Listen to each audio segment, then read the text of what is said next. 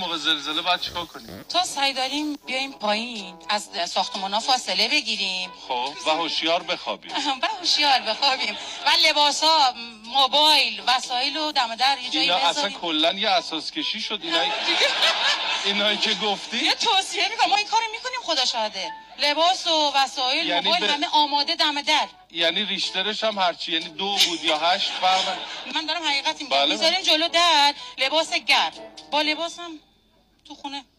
تو خونه هم با لباس. واقعا گاهی اوقات برق قطع میشه، یه موقع پسر میگه مامان علائم زلزله هست، برق داره قطع میشه، حواست باشه.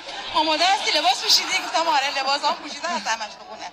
بعد بقیه هم دم در کنار میذاریم، موبایل، وسایل ضروری، شناسنامه همش دم در. واقعا شناسنامه برای همین چی؟ دم دره. همه دم در میذارم. من حقیقت میگم. ولی امشب چیزای عجیب یاد گرفت. خودمون تو خونه با لباسیم، تو خواب با لباسیم. باور نمی‌کنی؟ الان بیا خونه اصلا یه کیس با لباس دم در رو مبل است. دم در. یعنی تو خونه الان همین جورین. چادر نمی‌زنه ولی لباس هست. آقای مدیر. خب خانم اجازه بدین. خب اصلا زلزله بیاد بمیریم که بهتر از این زندگیه. فکر کنید من شب ساعت 3 اینجوریم وایستادم دم در.